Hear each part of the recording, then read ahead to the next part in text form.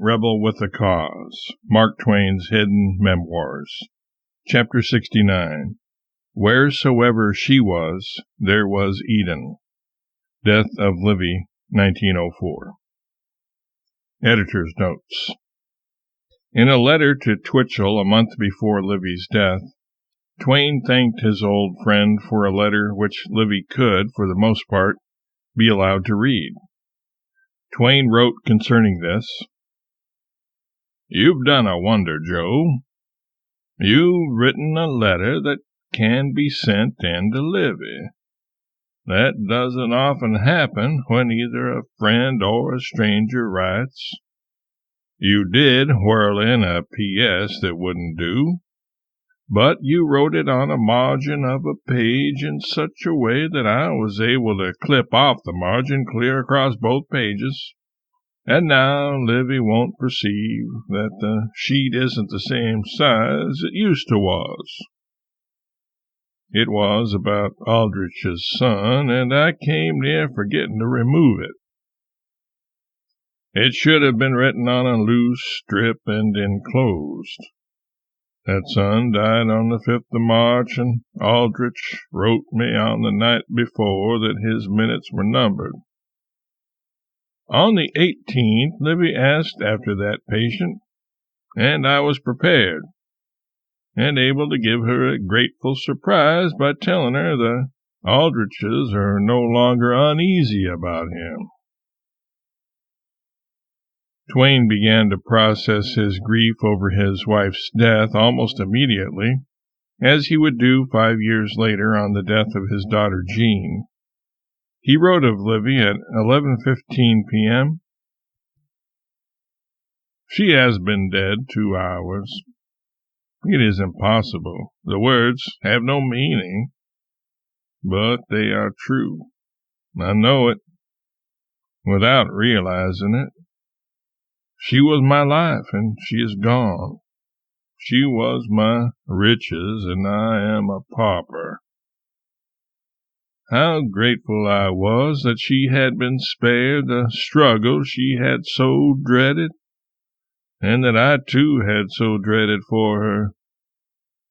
5 times in the last 4 months she spent an hour and more fighting violently for breath, and she lived in the awful fear of death by strangulation. Mercifully, she was granted the gentlest and swiftest of deaths, by heart failure, and she never knew. She never knew. She was the most beautiful spirit, and the highest and the noblest I have known. And now she is dead." Twain wrote of his wife that she poured out her prodigal affections in kisses and caresses, and in a vocabulary of endearments whose profusion was always an astonishment to me. In My Father, Mark Twain, Clara Clemens wrote about the event of her mother's death.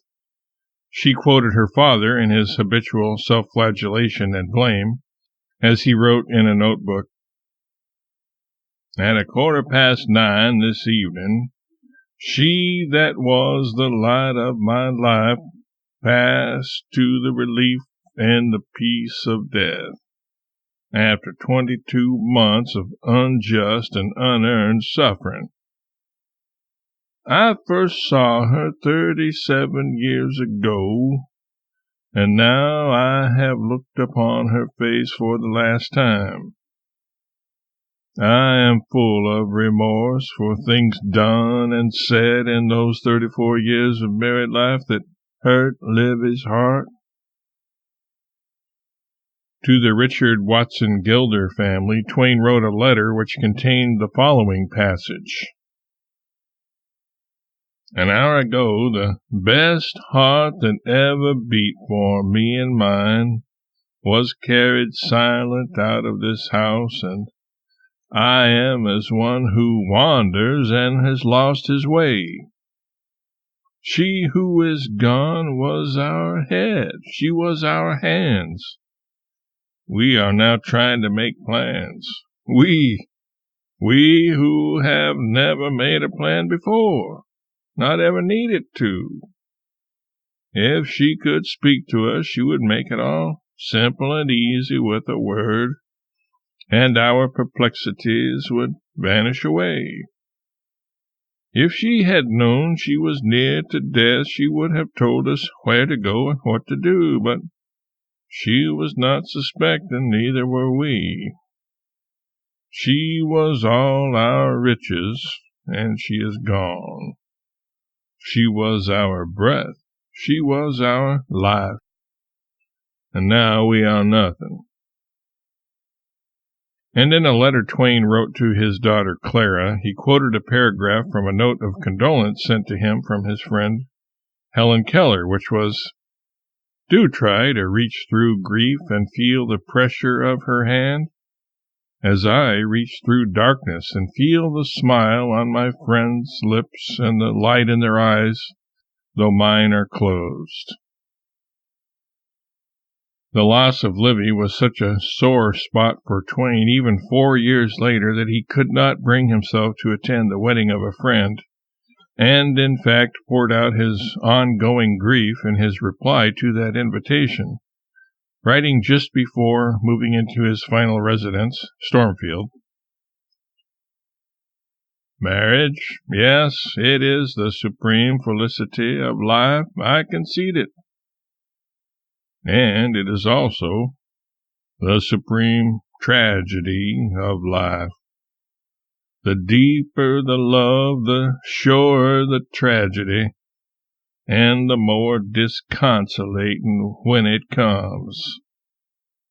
And so I congratulate you, not perfunctorily, not lukewarmly, but with a fervency and fire that no word in the dictionary is strong enough to convey.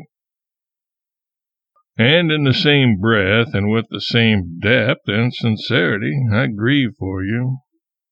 Not for both of you, and not for the one that shall go first, but for the one that is fated to be left behind. For that one there is no recompense. For that one no recompense is possible. There are times, thousands of times, when I can expose the half of my mind and conceal the other half, but in the matter of the tragedy of marriage, I feel too deeply for that, and I have to bleed it all out or shut it all in. And so you must consider what I have been through and am passing through, and be charitable with me.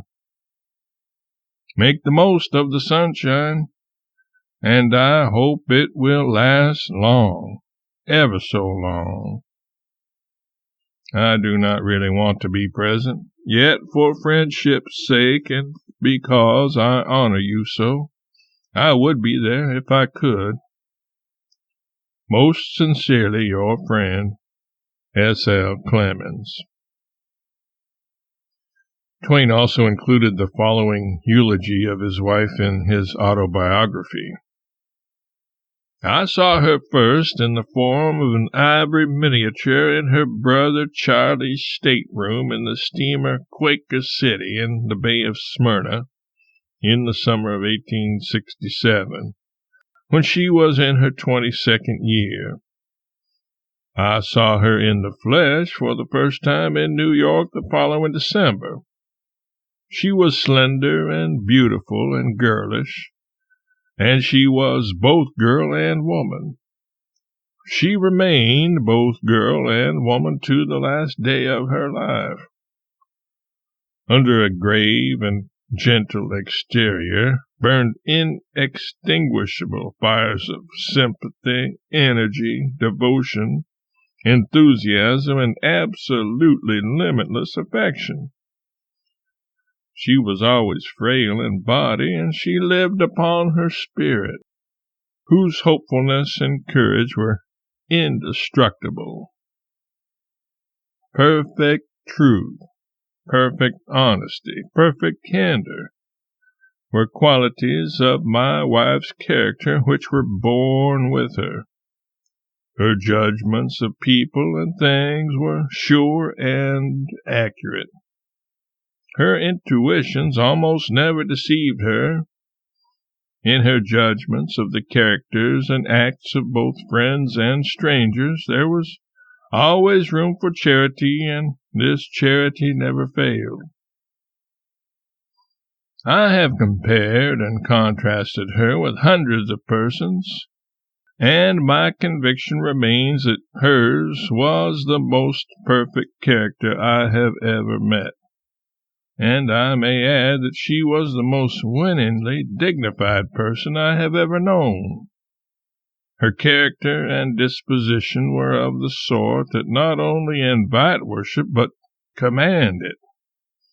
No servant ever left her service who deserved to remain in it, and as she could choose with a glance of her eye, the servants she selected did in almost all cases deserve to remain. And they did remain. She was always cheerful, and she was always able to communicate her cheerfulness to others. During the 9 years that we spent in poverty and debt, she was always able to reason me out of my despairs and find a bright side to the clouds and make me see it. In all that time I never knew her to utter a word of regret concerning our altered circumstances, nor did I ever know her children to do the like, for she had taught them, and they drew their fortitude from her. The love which she bestowed upon those whom she loved took the form of worship, and in that form it was returned by relatives, friends, and the servants of her household.